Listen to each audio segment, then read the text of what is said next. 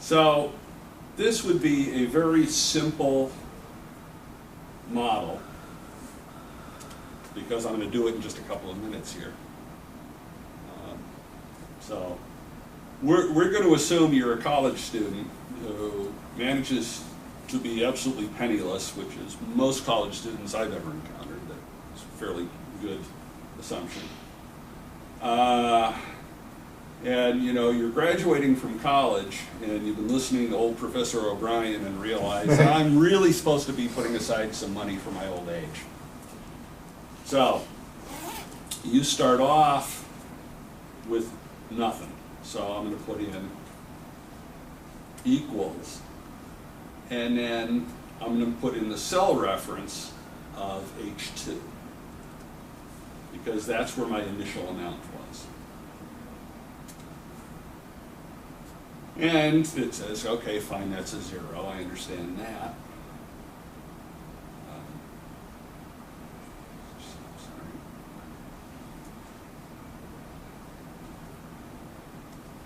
Then, just to simplify this, I'm not going to do any compounding. I'll just say at the end of the year, whatever you get a 5% interest payment. It just simplifies the calculation. So that equals B2 times H4. Now, since you had no money in there, you didn't get any interest this year.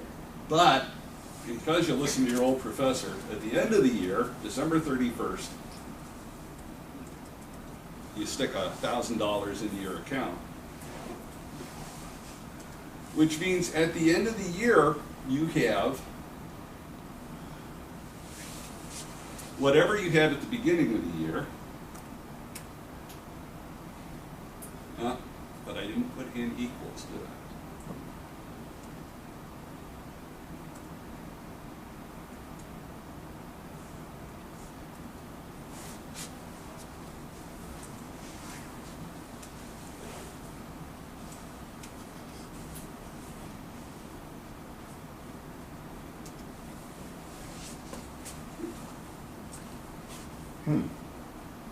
So I end the year with $1,000. So what do I begin the following year with? Ending amount of the previous year. Yeah.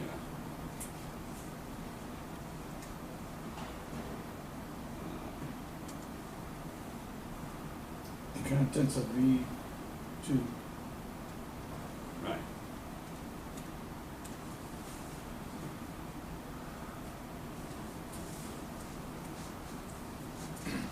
So now I can just fill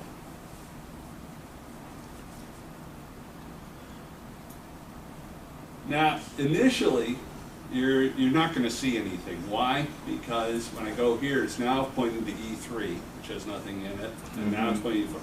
So in other words, until you do all of these, you're not going to get anywhere. Neat little trick.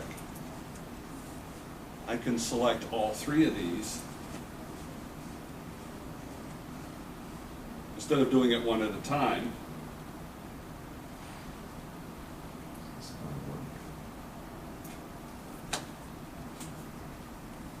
Okay, now what went wrong?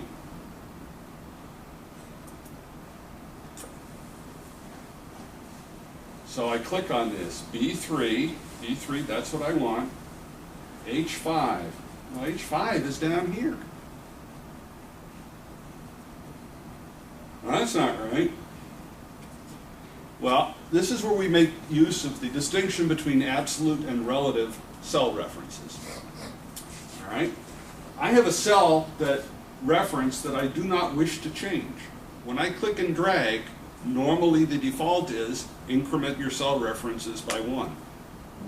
I don't want that to happen this time. So what I will do is I will come in here. Now you can do these independently, but I'm just going to do both of them. No harm. Use the $sign. The $sign says this is an absolute reference. Do not change no matter what clicking and dragging this idiot does. Keep it to that cell reference. Here what happened was something kind of similar. It was picking that up and adding an 05 onto it, so I don't want that. So what I want to do is I want to come back in and say on this one, that was an absolute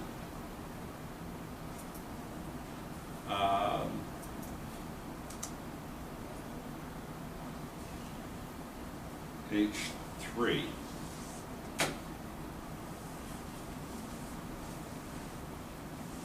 So I don't want either of those to change. So now I've got that, an absolute reference to H, what did I say, H3, no, I wanted H4 on that one, didn't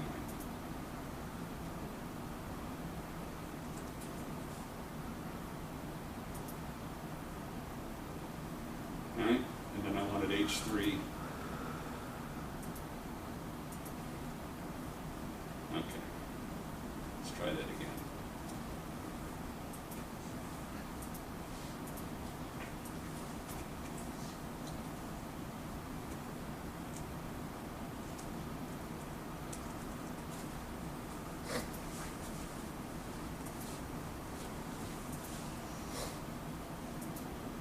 I think I've fixed those.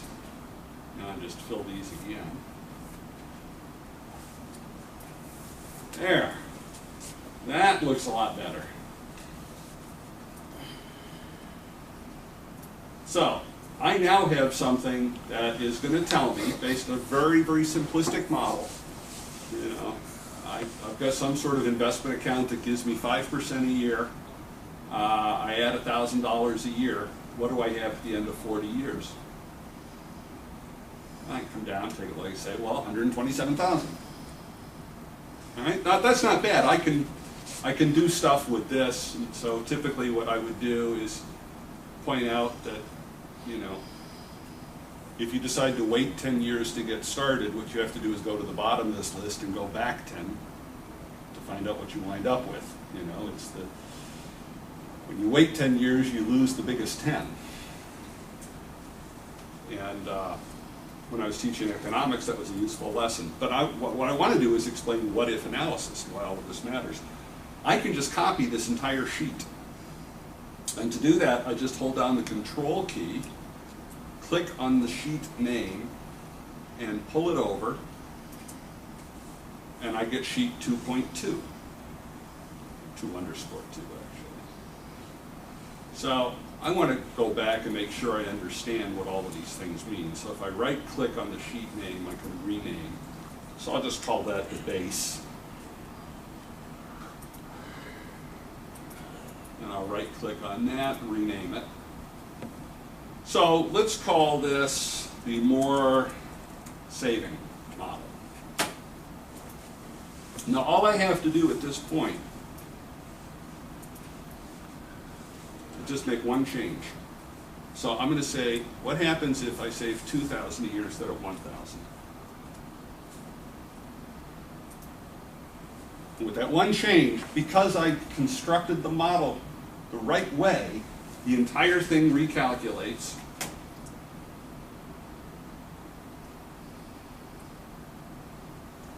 And I think if you go back and compare them, if you save twice as much, you wind up with twice as much. Right? So, not exactly rocket science here yet, but let's keep going. I can do another one.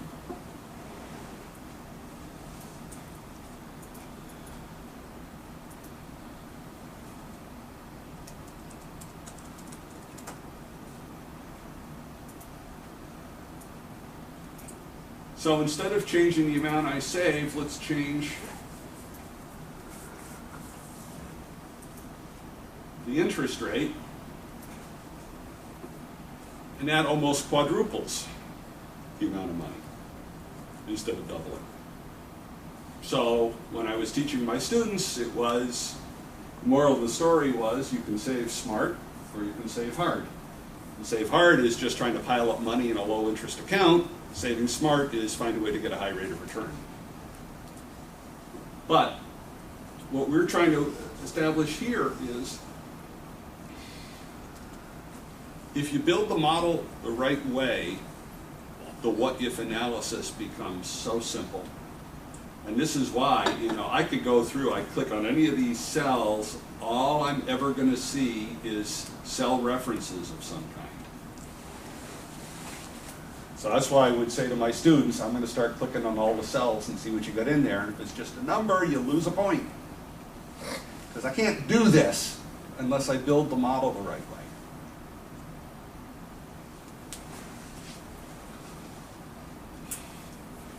So we've seen how we can do that using cell references. I've showed you, how to copy a sheet, make additional copies, how to rename it.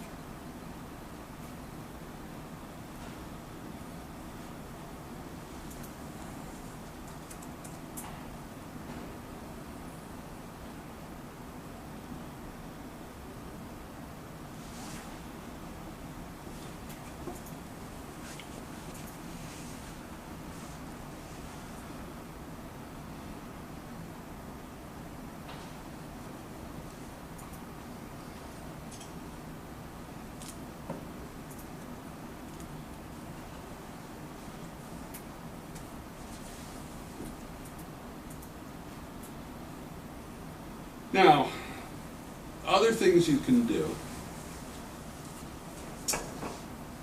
This was a case where, all right, let's see if I can.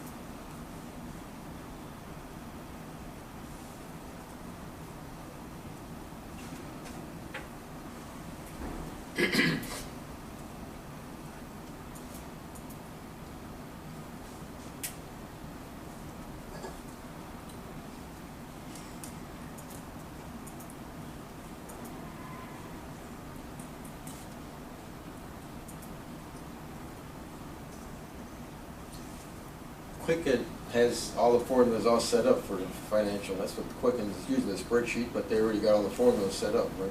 Yeah, they have a lot of it.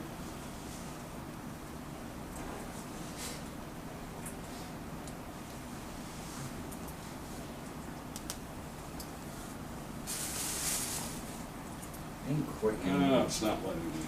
I think Quicken's more of a database model than a spreadsheet model. TurboTax. That's definitely database.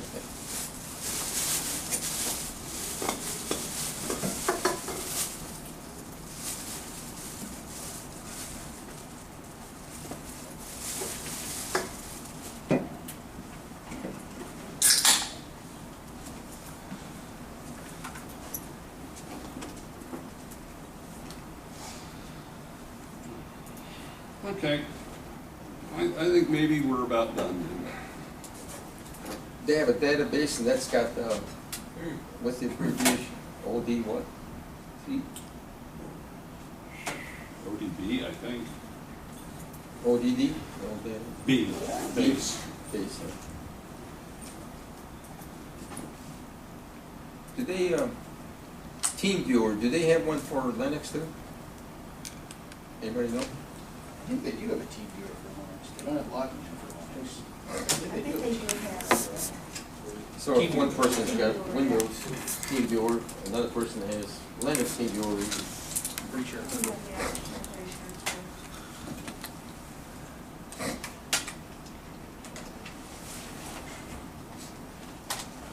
Okay, so I don't recognize TeamViewer. What is?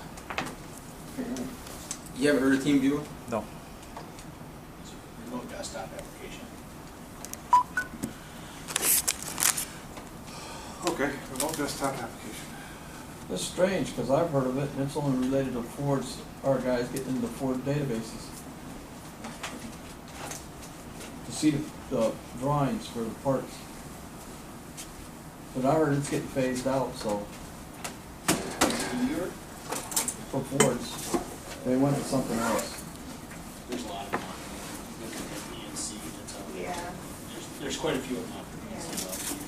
Team viewer, RDP, desktop technologies, right? So do we have any questions for Kevin and his calc?